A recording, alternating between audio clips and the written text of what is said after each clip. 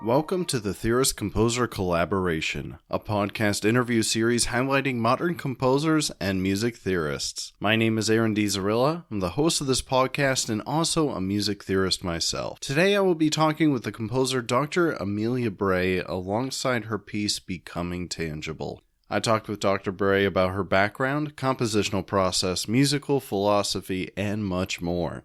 Without further ado, this is an excerpt from Becoming Tangible, and welcome to the TCC.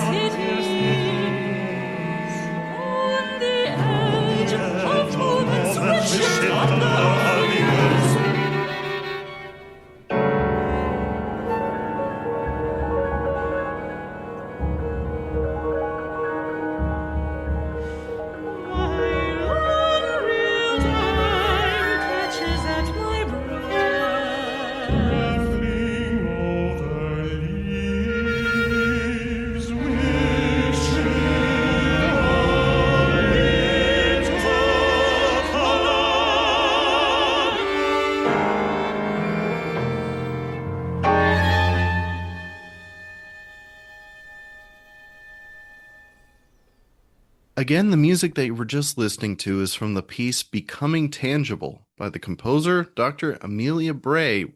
Speaking of which, Amelia, welcome to the podcast. How are you doing? I'm doing well. Thanks for having me. Yes. How about you go ahead and introduce yourself personally, professionally, academically, whatever you choose. I came to music a little later than some. I really delved into it when I was in high school. I started actually playing bluegrass as a guitarist, and playing in hardcore punk bands in Tallahassee, Florida. Went to Vanderbilt University, studied composition, studied 2 summers in Paris at the EMA Institute, and master's and doctoral degrees at the Juilliard School. Wonderful. So you're doing some good work, and so you are done with your doctoral studies at Juilliard. Is that right? I am. I'm composing now. I'm working on some music theory projects, and looking for where this all leads.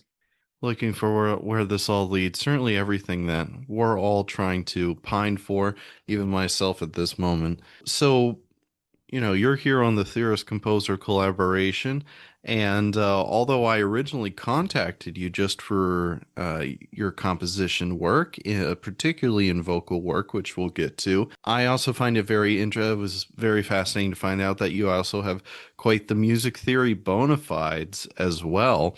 And a central topic of this podcast, how do you, in your personal life or in your head, like quantify the world and practice of music theory and composition? So my research has two thrusts. My personal research has emphasized different methods of counterpoint that are based in the species that you learn in school, but are not following the same rules of consonance and dissonance. So I look for surrogate methods of intervallic hierarchy. There's some good words there.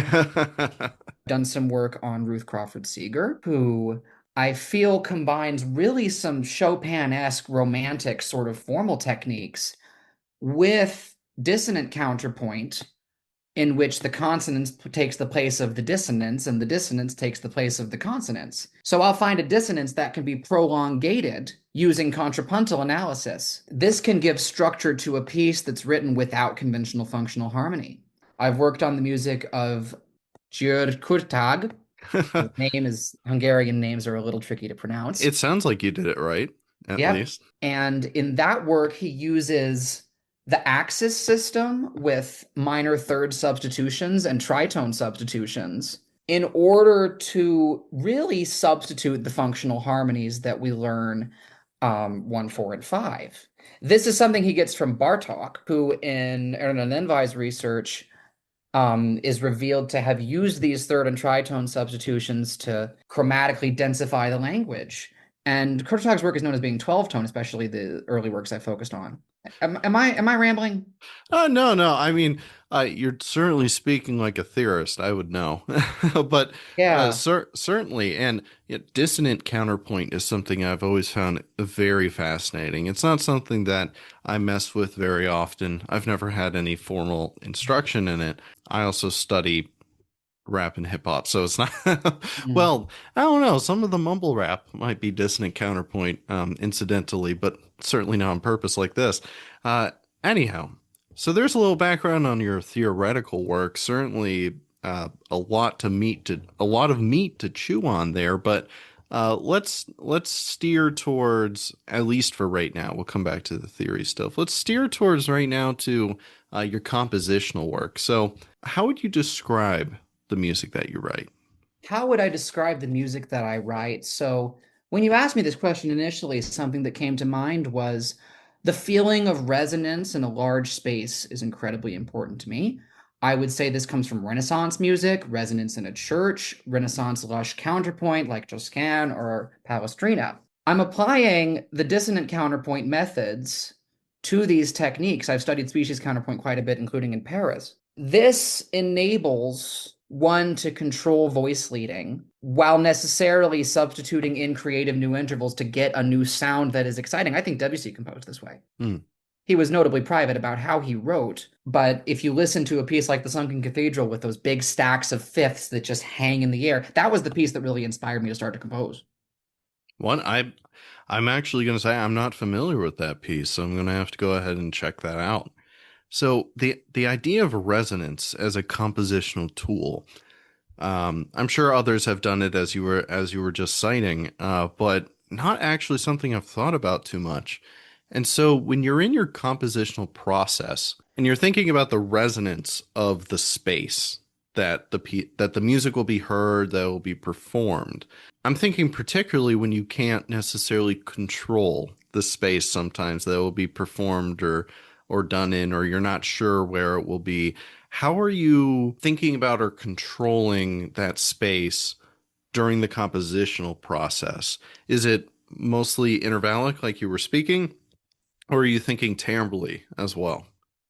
I'd say interval comes first, and what spectral analysis will teach us is that timbre is interval. There are intervals in every particular tone color that we have. I start generally developing a sonority, usually at the piano. Usually, when in doubt, I'll hear the piano in the room and try to luxuriate in this.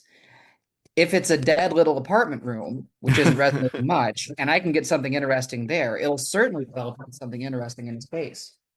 In Becoming Tangible, on the other hand, I had the privilege of writing for a venue, National Sawdust, that had a complex installed reverb system. So in this case, I had distant mics to the instruments, not close mic. This is not an amplified ensemble piece like George Crumb might have written. However, the instruments were mic'd and recorded, and actually, because it was the pandemic, the premiere was given in recorded form.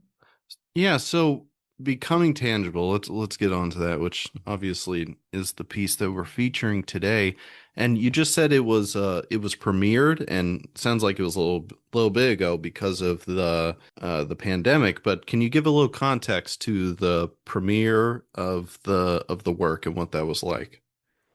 This was through National Sawdust's Blueprint Fellowship program. I was selected for the program before the pandemic began, and we were thinking all the way through how we were going to adapt this. I had my texts all ready.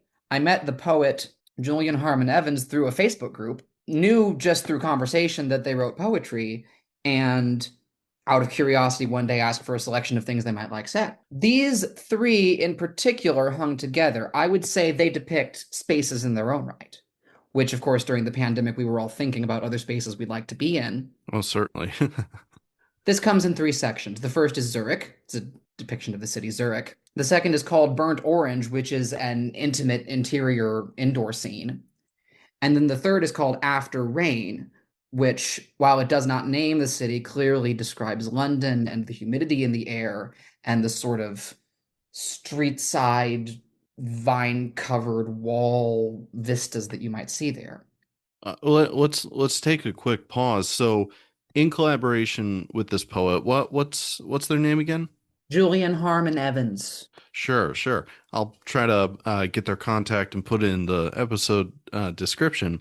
The three parts to your piece, are those three parts intact within the original text, or was that through your interpretation? They're intact in the original text unto themselves. Hmm. I Okay. chose the three and spliced them together, and they were perfect to set as they were. In many cases, when I'm working with a poem, especially if it's in the public domain, I will extract sections according to what sings most naturally, what fits the compositional pacing, but these were perfectly self-contained.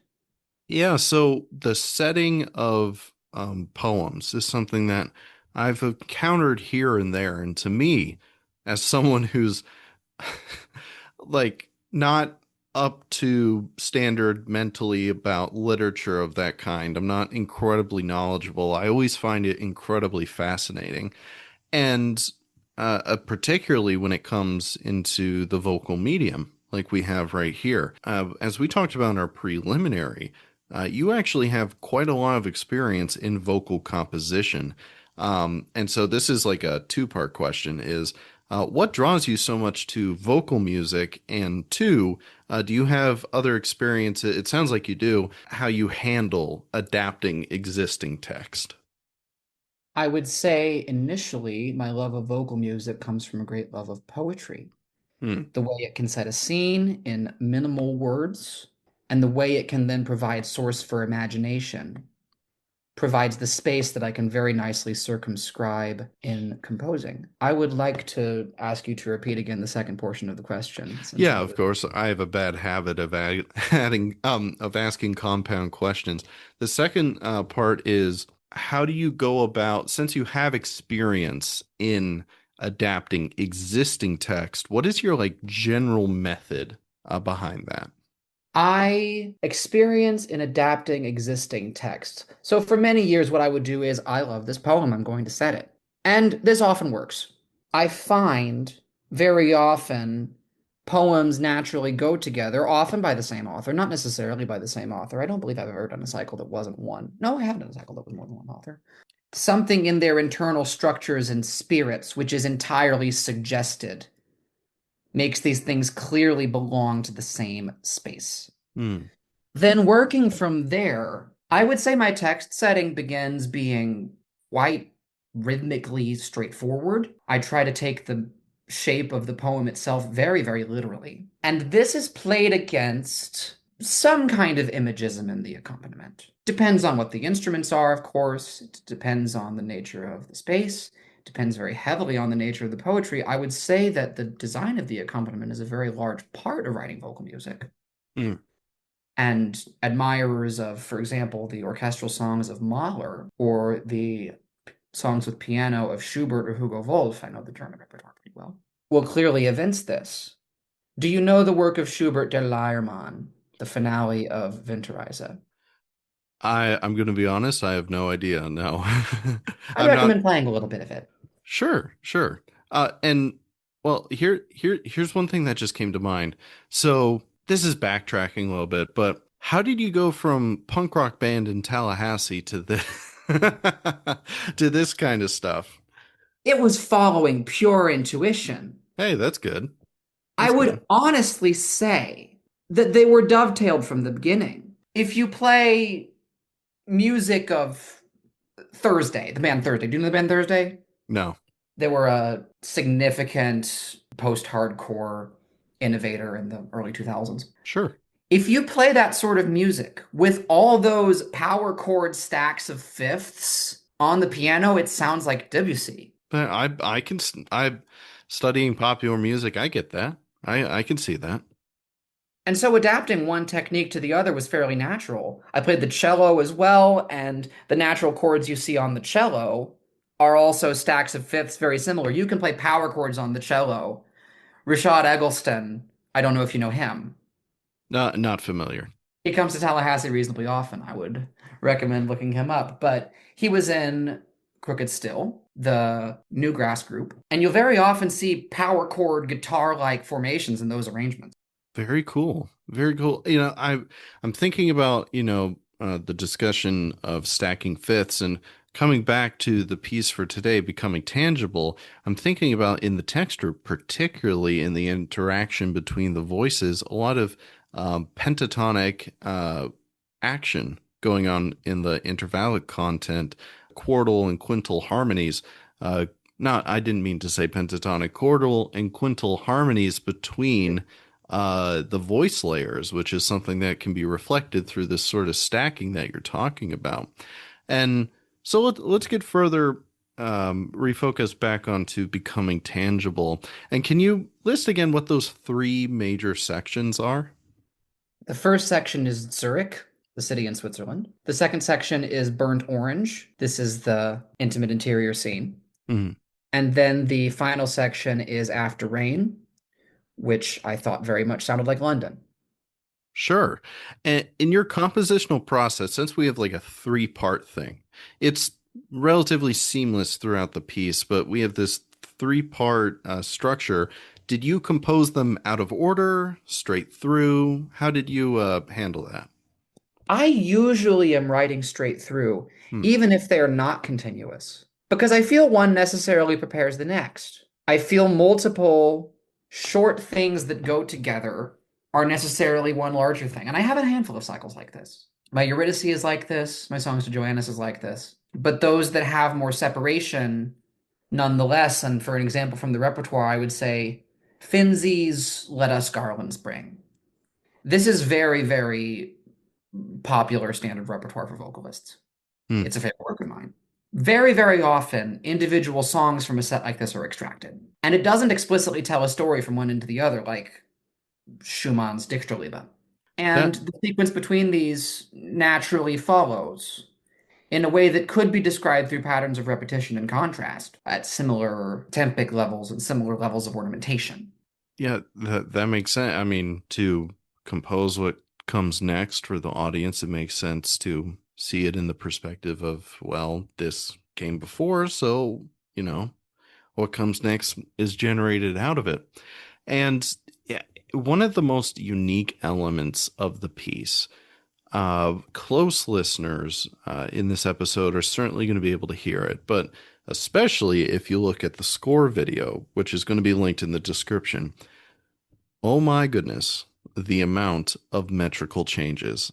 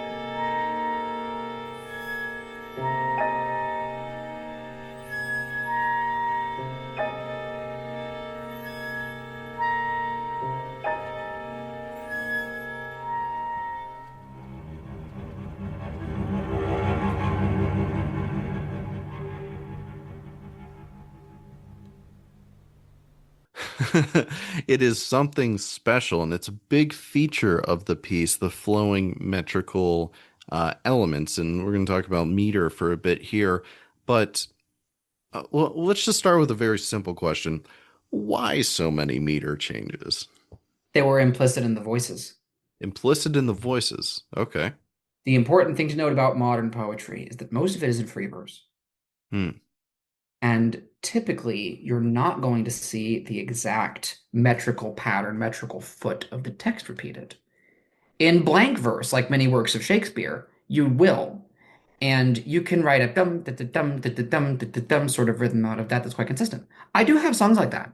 In this particular case, the narrative was much more, not quite haiku-like, but with that approach to text space. And I would say there were no obvious implications of a demand in meter other than how naturally one read the text. And for me, that ended up with quite a lot of metronome markings. And I noticed you interestingly identified my preference for double zero, zero over zero. Yes. This was a means that I simply thought of conveying clearly to the conductor. It could have been a big letter X. I've seen that in scores before too. Of moments that are not necessarily governed by a time signature. These are not cadenzas. Cadenzas don't have a time signature, but cadenzas can clearly be written out in one dimension. They're played by one person. In this case, I wanted play across the ensemble space with contrasting instruments responding to each other that were not necessarily governed by the equal proportions that a meter would give. I gave general durations in seconds, but primarily I showed this with connections from one instrument to another, dotted lines across the score. This is a technique I've cribbed from both Lutoslawski, also Takamitsu, Penderecki. Many composers of the late 20th century are writing unmetered sections with some other means of showing coincidences. Yeah, it's funny that you bring up Lutoslawski. I only know this because there was a Lutoslawski piece on the Florida State Comprehensive Exam that I just took. So I only know this because of that. But a theorist named Michael Klein called in Lutoslawski's music, and I would apply it to this as controlled aleatory because it's in effect to the audience somewhat aleatoric or gives that effect. But of course, you're controlling it in a good number of ways, duration, the choice of pitches, and so on with that. And I'm also wondering about in terms of controlling. So, as a composer, you were talking about, the choice of meters was almost implicit in the way that you were interpreting the text. On a technical level, when you're like, okay, this is my interpretation, I now have to orchestrate it and then make it make sense and like think about how a rehearsal would go and how a conductor would interpret it. That's where the zero over zero time signature came from. And I also want to say we talked about it in the prelim, but I only brought up the zero over zero because it would make a theory one student throw a book at me if I tried to show them zero zero. But it was a practical means. Back to my train of thought. So when you're in a compositional process of you're like, okay, this is my interpretation. I now need to explain it, quote unquote, with all of these changes. How are you intellectually managing these, what for a lot of musicians or compositions can be titanic shifts in how meter is perceived? How do you organize all of that when you're like working on and finessing the different parts of the piece? For me, I've always been attracted to the notion that meter is suspendable. Music is beautiful if it is something that exists outside of linear time. This is not necessarily to say that music needs to somehow have a sense of timelessness constantly. I do admire, for example, Lamont Young, but this is not an aesthetic prescription for me. I am drawn to the notion that music is very much its own space-time continuum, however. What this means as far as a compositional process is that a rhythmic fabric can absolutely be created by the natural progression of either motivic development in an instrumental texture or the natural pacing of poetry, although there are ways to take both of those things and handle them ametrically. In cases such as the 0-0 sections, I was interested in diving so far into sonority that the material had to unfold without necessarily following a tempo.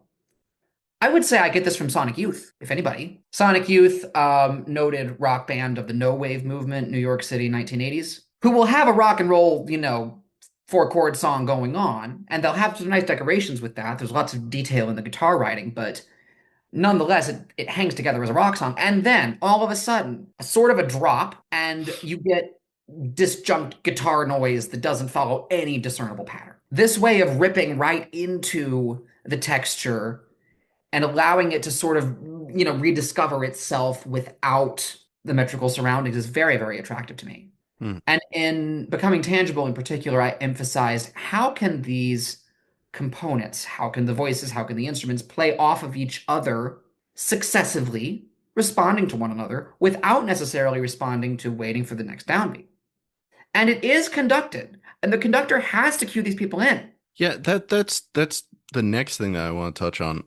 How much it was the pandemic, so there was a lot going on, but how much were you able to witness the process of the rehearsing and the performing in a live medium, especially with all this stuff going on in the We music? did a good bit of Zoom, Mm, and the players were masked in the room together on the Zoom. But when I came in on the very first session, the conductor had the entire thing choreographed. It's almost choreographic because you're waiting for one thing to happen before another thing happens. It was remarkably effortless. Some of this is the fortune of having truly great players who are very experienced with modern music. Some of this may have been the happenstance of writing responding to the sort of Zoom conditions, yeah. or I like to think it would be. Could you say arguably that, especially for people who are deep into classical repertoire, especially larger ensembles, a conductor is going to bring out of a ensemble a different interpretation for, like there's some debates of certain conductors doing, Beethoven symphonies, like is this approach or this retardando, whatever, so on. Not to delegitimize that conversation, but it can get pretty granular. In this case, I feel like that discussion is even more warranted, that arguably like a different conductor or ensemble would have a really different interpretation of those sections depending on how they take it. Would you agree or disagree with that? That's something I desire and embrace. Okay. The effect that I'm really after, where the temporal fabric of music can be torn into, is, if anything, greatly enhanced by quite a lot of interpretive subjectivity. Not only does it give significant room to the conductor in order to understand, how long are these pauses really, literally?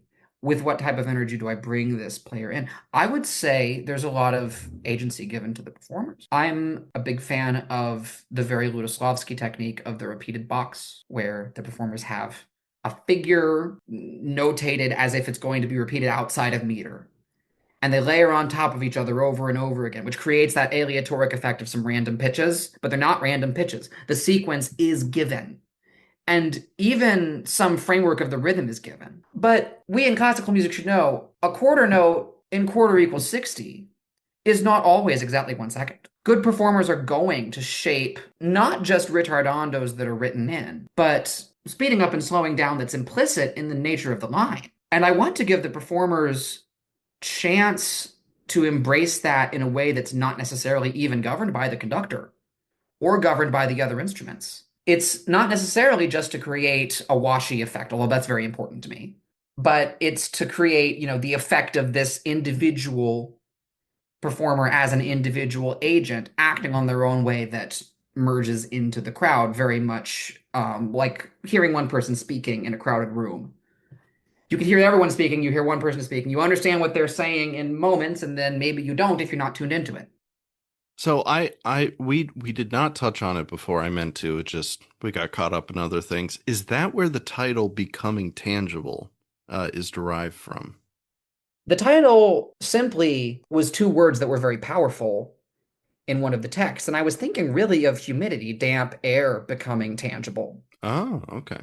However, the way the piece works over and over again is these reemergences of coherent, really clear moments, particularly the vocal enunciation, and then return to the reverb wash. So the humidity in the air, the ambience, is in fact the background that is prolongated throughout the entire work. And absolutely, I would say the rhythmic, melodic moments do become tangible. And I have some moments of even literal canon, Renaissance counterpoint in some places, although I've distorted the interval somewhat. And Sure. I tried to embrace something a little more textural. This uses percussion. I don't write for percussion very often. And there are few, far between, very prominent percussive moments that are largely demarcating what the texture is going to be in these suspended moments. And I like to think that there's a texture to that too. Oh, sure. Certainly, implicitly at least. That's not a case where I used any technique like spectral analysis to get intervals out of the texture. Hmm. But I would say through intuition, they fall into it. So it seems like from what I'm getting from your compositional process, you have an interesting combination of experiencing like an intuitive process of experiencing what you're working off of, let's say the poetic text, for example.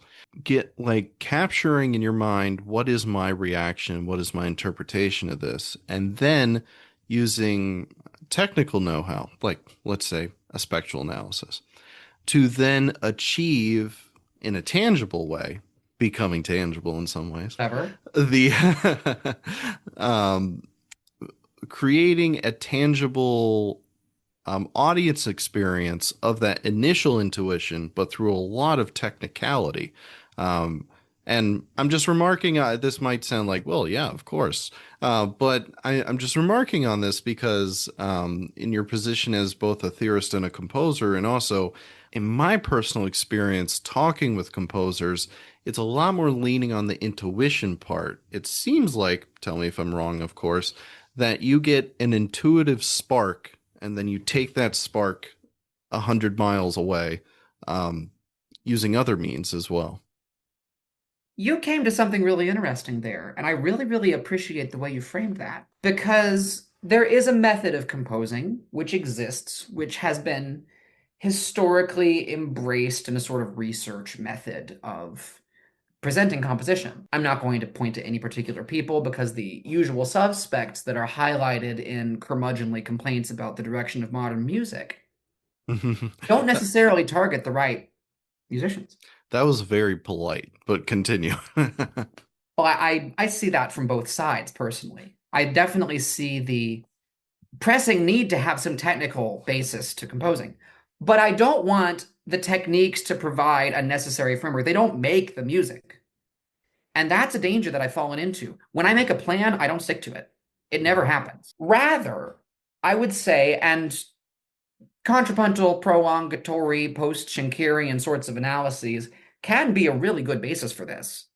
I see, yes, there is that initial motivation and there is that inspiration from a particular sonority. The means of working it out are not necessarily architectural realizations of that basic form. There are composers who can work that way really well. For me, I simply have the impulse to think, maybe this technique has something in it that might be good for me. And I'll start working out a canon. And I'll say, something good to hear. And shape my work with those techniques by that impulse. Periodically, I'll mimic a guitar effect, mimic delay. I have like delay echoes written out across the ensemble in some works. Or either I'll be charmed by a sound and do a spectral analysis and play with the noises that come out of that, or use the spectra in harmonies to get more harmonies if I can see this one thing developing in some strange ways. It's very much the mad scientist in the laboratory, tinkering around with various gadgets with no particular goal in mind. Certainly, the goal comes to you through the process. And before we move on to the latter half of this podcast, is there anything else you want to say about becoming tangible? I would say to watch for the different directions that it charges, because some of them, when I still listen to it, it feels like they came from nowhere, and I wanted them to come from nowhere. I wanted them to emerge from that sort of mysterious shadow realm and take the whole thing off in another direction. So I would say let it impose its order because its order is very strange. I like that. Let it impose its order because it's really strange. That's nice. So I encourage everyone to use the link in the description to look at the very nice score video and the wonderful recorded performance that it is. So we're moving on to the last part of this podcast, and I'm going to ask an incredibly general question that I love to ask everybody, which is, what does music mean to you? What does music mean to me? When I first answered that question, I would have been very taken by the sort of John Cage idea that's any sound that you want to call music. Or perhaps even Virgil Thompson's idea that music is what musicians do. This incredibly open-ended notion really drew to me when I began to compose. However, I wouldn't necessarily say that what I do tests the limits of those generalizations. So I'm inclined to reframe the question. I would say I am drawn to this sort of ancient Greek notion that music is itself harmony, things happening together. These are not necessarily sounds. The Greeks were into the idea that the movements of the planets were musical, and our basic principles of harmony are derived from astronomy and geometry. Frequencies are in proportion to one another. An octave is double and a fifth is 3 to 2. And these are coming to mind, I would say, every time I compose. I'm still thinking of the divisions even of a string. As a guitarist, this is intuitive. And I would say that the relations that these form are where music ultimately exists. I would say it exists as even a gestural shape to me. I can sort of feel music happen without hearing it. Think about fermata, cutoff. That was simply the idea of a moment in a score, or a moment that a conductor would have shown. I'd say conducting shows music. If you don't have the score on and you watch a conductor silently, you're not going to hear the piece necessarily. It's not automatically encoded in those gestures, but you're going to feel some kind of movement in the room. That movement is, I think, what I'm sonorating when I write. Interesting. Interesting. A lot to chew on there, especially with the Greek philosophy. A harmony of objects or ideas, not Western harmony like a chord or something, of course, but how about, so you're a professional musician in a number of capacities. What does music mean in your own personal life to you, to get personal in that way? I would say music is a place. Music is both a thing that happens and a way of organizing things, but music is also a place. And especially when one is out of the conservatory environment where music is engineered to be everywhere, one can walk back into that space and notice that it still hasn't changed. Lots of other things in the world have changed, but music is still doing the thing that it did before. And even if it isn't, you can understand it on those terms. It's a very metaphysical way of putting it, I but that's mean, what I experience.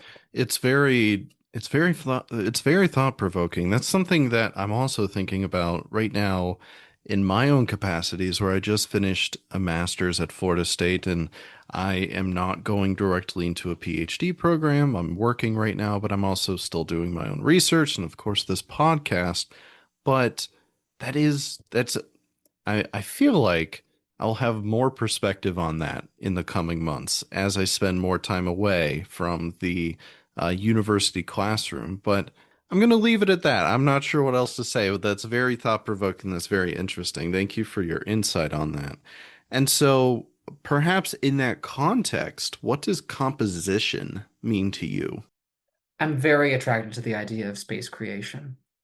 Before I started composing, I originally wanted to be an architect. I don't necessarily think these things are very different, even though I don't necessarily follow what someone would call an architectural compositional process. It is nonetheless space control and the shaping of surroundings according to something that is basically number. Music can be reduced to number.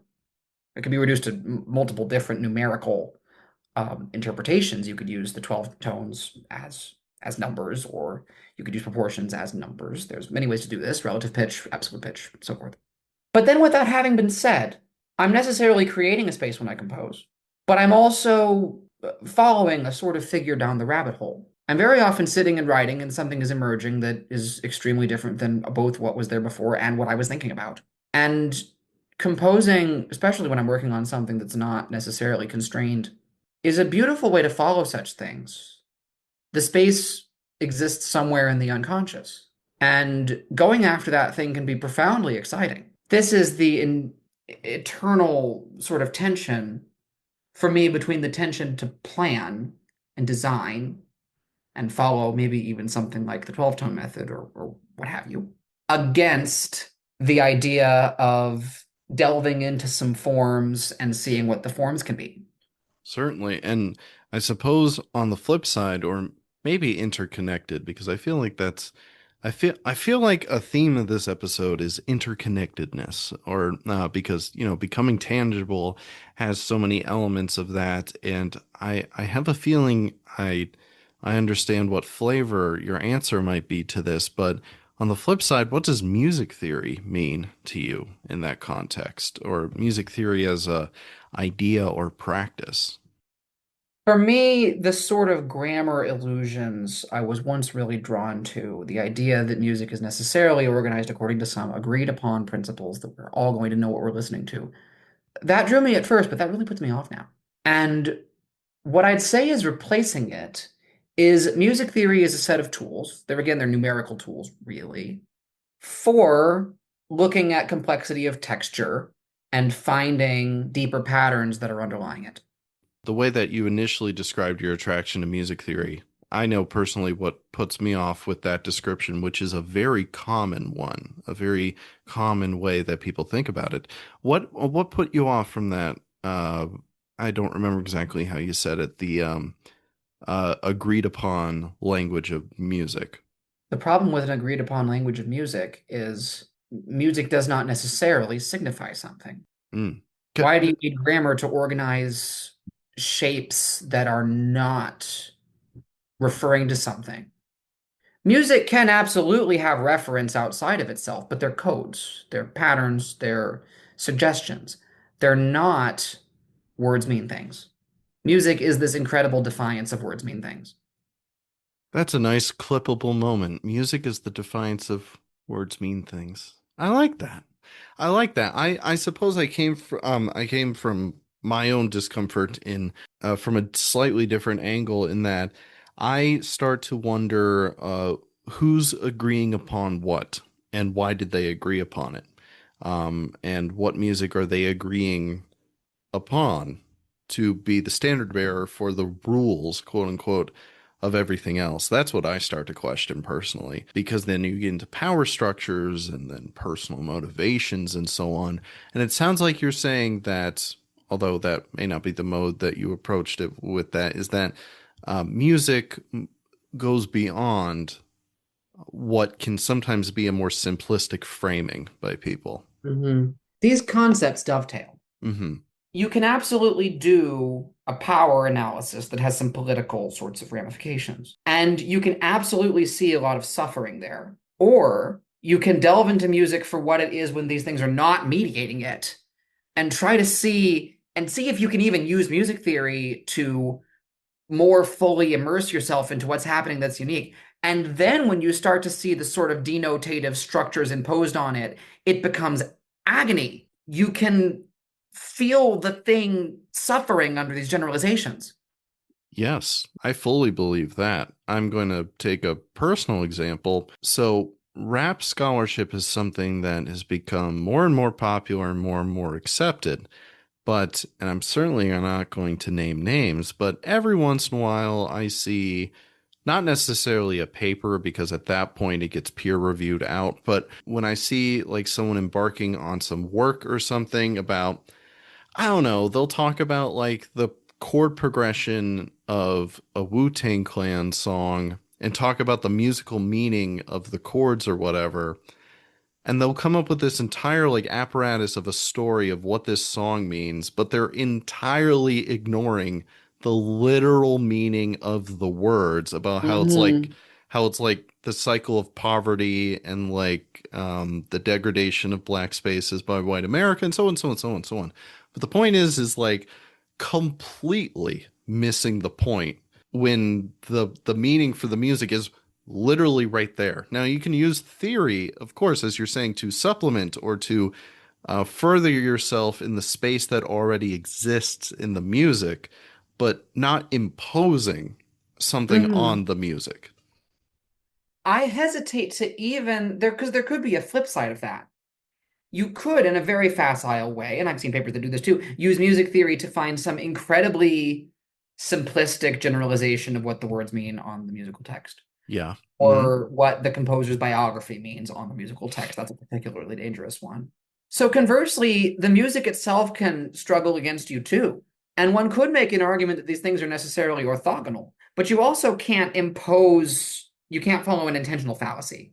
You can't necessarily assume that the pattern that you've got is the intentional one, and that's necessarily the way that this is designed. Sure. So there are a lot of pitfalls when you get intentional about this. And there are a lot of pitfalls when you try to claim that one thing is necessarily the essence of a work. I try, when I write, to as much as possible reserve, I mean when I write theoretical work, I try as much as possible to reserve any judgment about necessarily this is the way that this is meant to be. I noticed that these things did that, and that alone can be enough to be a discovery. Interesting. I have to say, Dr. Bray, you have quite the philosophical way with words. Something something that I hope I can have at some point on a better scale. Because I don't know, a lot of what you're saying, I just have to chew on for a little bit.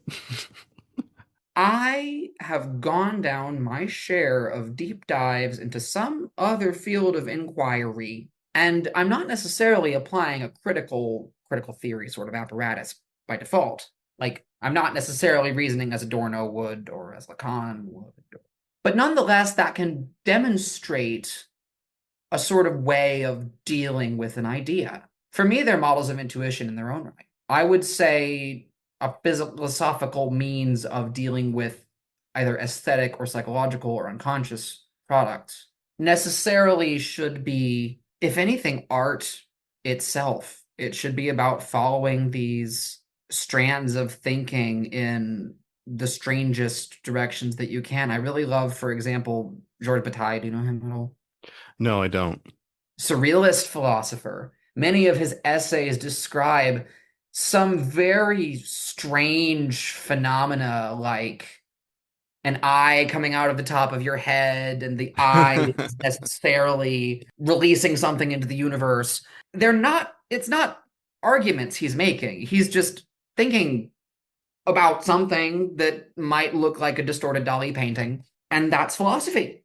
Personally, at least where I am in life right now, maybe a little bit beyond myself, but I hope to dive into actual philosophical thought at some point, not just music philosophy, but some of the classics that you're talking about there.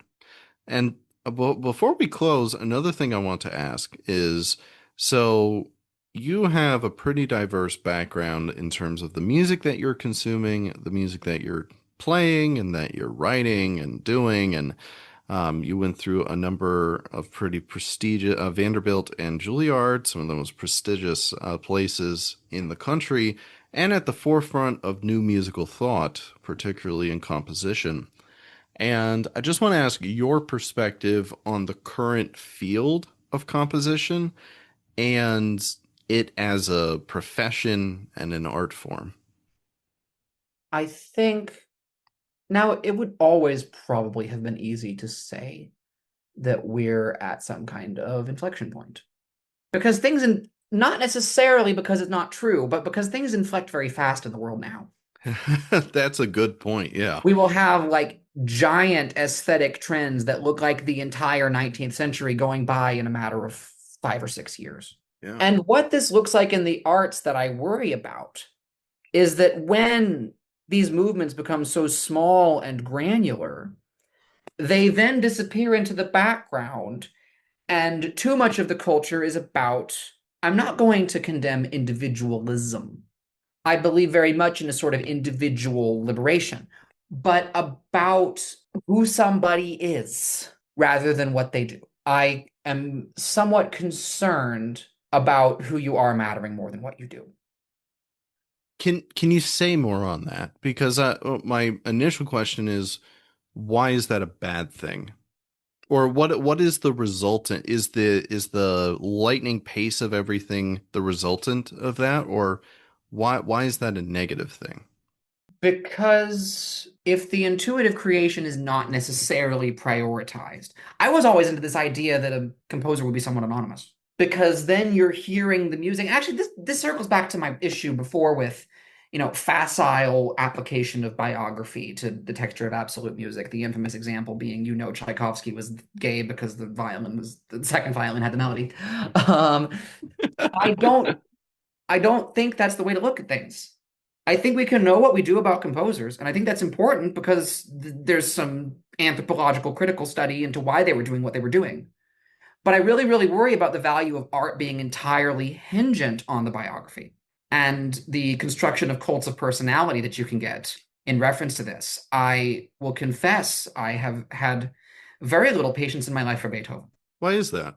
Partially the hero cult puts me off, but I also because I can hear him constructing the hero cult rather deliberately as he goes. That's really interesting. I agree. I agree. That's something as I've become more educated in the history of music, I also hear that as well. That's interesting. Go I on. don't even necessarily say it's implicit because clearly my assessment of the piece is not necessarily an absolute knowledge of what was going either through his head or how it was understood at the time. His works that were most famous at the time, like the septet, really don't sound like that at all. And it's a completely different way of listening. But sometimes I find, like maybe some of those late symphonies, I can find the insistence can be exhausting. And I feel like it's wanting to solicit me as a follower in a way that I don't want to be. Huh. All right. That's fascinating. I obviously, as you said, some of it is like the culturalization that we have to look at some people as like compositional deities, you know, Yes, like Beethoven, like maybe this is more controversial to say like Stravinsky, that's although interesting. because I am I falling into the trap when I say that Stravinsky's a little bit more deserving, then I don't know if I'm falling into the trap there, but again, fascinating with that. But Deserving of the accolades or of the criticism? ooh, deserving of the accolades, I suppose. And see, the part that I'm latching onto that I find particularly fascinating is that you can hear the an intentional self-deification by the composer. That Yeah. I'm not sure if I've thought about it in this way before, and I don't know enough about Stravinsky's repertoire to label that as I such. don't feel he does that. No? I feel he just leaves things. Okay. I How, feel he inspires what I said about the vision of the composer as sort of a mad scientist playing around with a gadget. well, okay. His interviews, certainly. For me, I Yeah. feel Stravinsky does this. The deification of him, I feel like, is on a completely different plane to what he's writing. And then I'm going to try to think of an example of a composer who's quite the opposite, where they're trying to impose their ego, but then they're Schoenberg. not deified.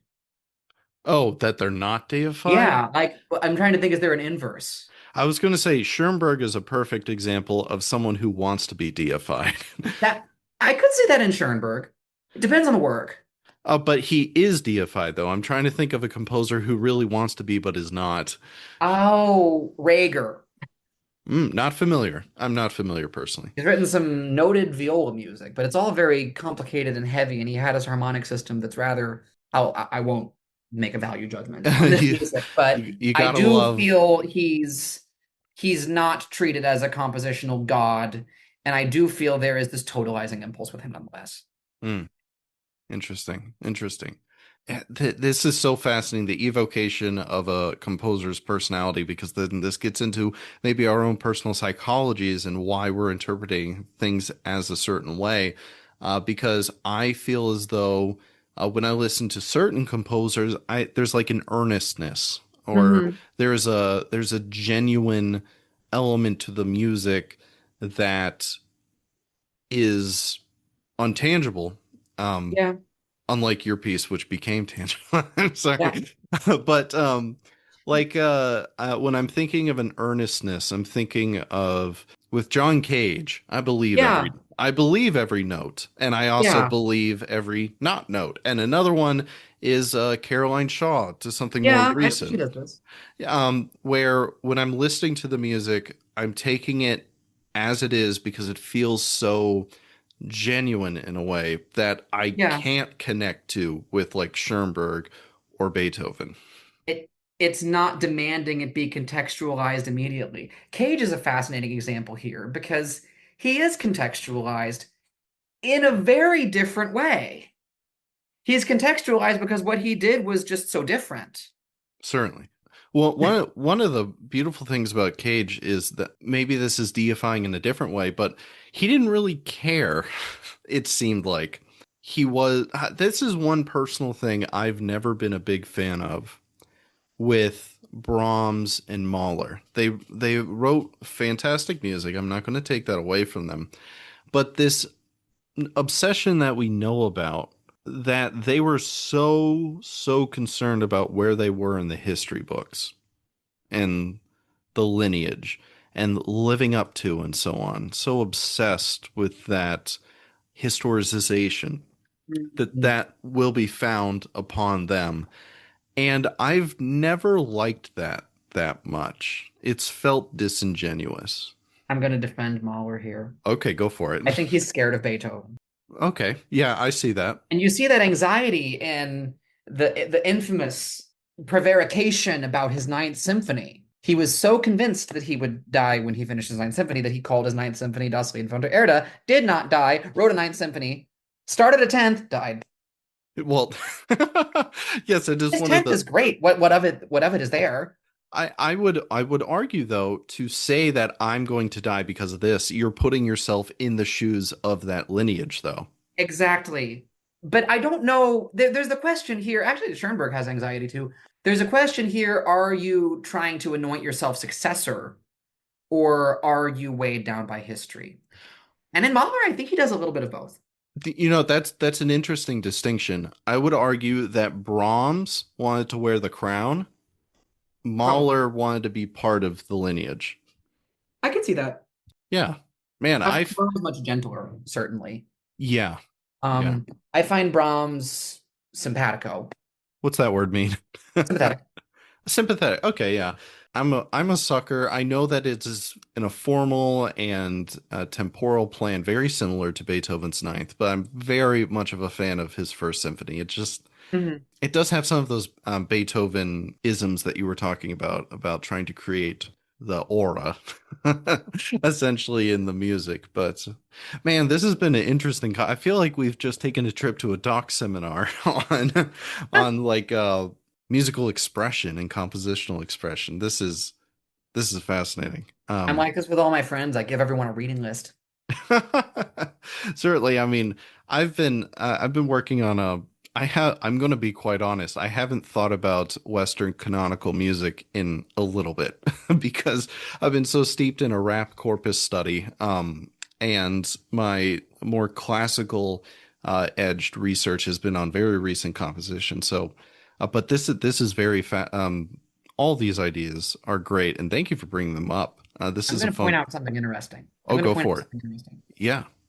So, did you notice that when you asked about the trajectory of modern music, Hmm. I brought up opinions entirely about dead people? Sir, I There's a mean, reason for this. It's not that I'm necessarily up in older music necessarily. I don't listen to that much 19th century music. I do, but it's not, necessarily a daily thing for me. I worry that we are again under the thumb of the canon. I think I might be scared of Beethoven in a way not entirely unlike Mahler.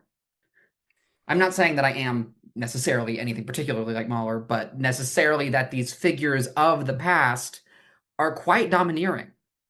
And that if you want to become a modern person that stands toe to toe with them, you have to become a Beethoven. I do not want this. This is not something that I ever signed on for. do you see in the field of composition a requirement to go toe to toe, or is there Yes. an you see it that as a require like even if you don't want to, you still see that as a requirement? Well, when I was in undergrad, we had this idea of the long tail economy that I don't remember which field this originally came from. It's under the realm of business analysis. But there was this notion that if we were going to have an information economy interconnected on the internet, then it would lift up certain musical heroes quite highly, but then the tail would be long enough and all of those people would have audiences. At the time, this smelled fishy. Now it smells rotten. I think quite the other way.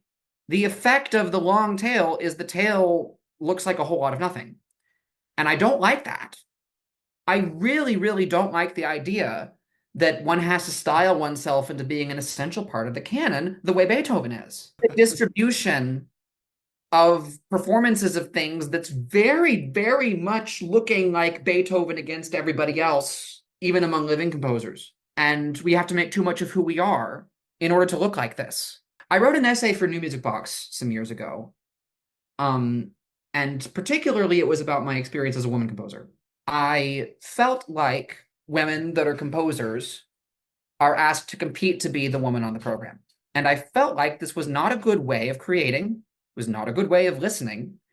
At the end of that essay, I called to choose music almost anonymously based on what moves you and not necessarily think about what you've been told is good. This is not to say, and I was misconstrued at the time, as saying everything is good.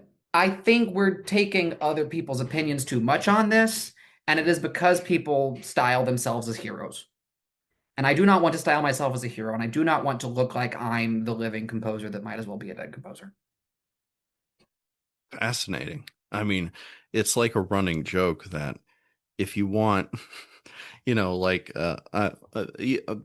stop me if you've heard this, a concert program where, let's say, the actual attraction, there's three pieces on the concert. The actual attraction is Beethoven's Fifth, and then, I don't know, like a clarinet concerto by someone mid 20th century, and then a diverse new composer for like a 5-minute piece at the beginning.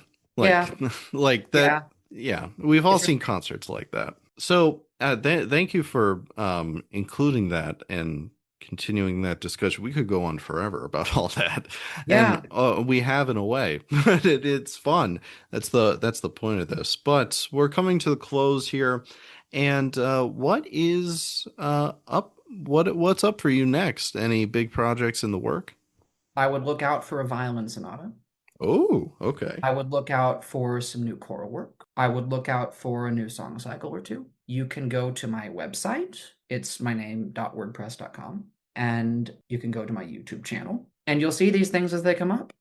Yes, wonderful. All those links will be in the description. And I'm assuming that would be the best way to contact you, through your website. I have a form. You can write me an email through the form. I'll get it. I respond. Wonderful. Wonderful. Before we end out this episode, I always like to leave this open. Dr. Brey, is there something else that you want to share with the audience, adding on something earlier or something new about music, about life, composition, anything in general? I really appreciate that we got to talk about listening to the music and not the composer. And I think if I have one priority with both composing and any way I advocate for composers and for analysis, all of these are to be, mindful of who the composer is and be sensitive to them and try to pay attention to what they're doing, but not, reduce them to some simple generalization. This is something I strongly believe in. Certainly a struggle for any artist, and seems like particularly in the world of composition. Thank you very much, Dr. Amelia Brey, for coming on to the Theorist Composer Collaboration, and thank you for sharing your piece, Becoming Tangible. It was wonderful, and I feel like I just got brought back into a college classroom when we were talking about this philosophy and interpreting music. A great, wonderful conversation. Thank you for coming on to the podcast. Thank you for having me.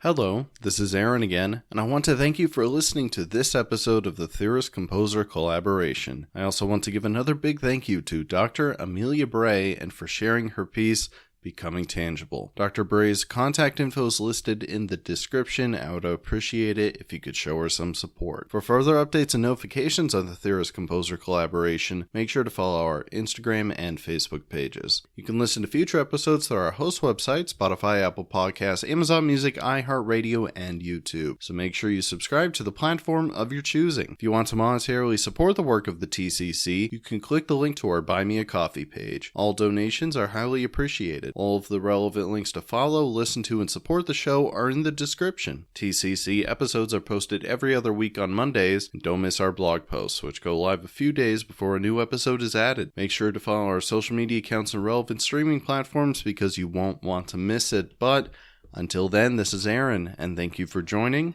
the TCC.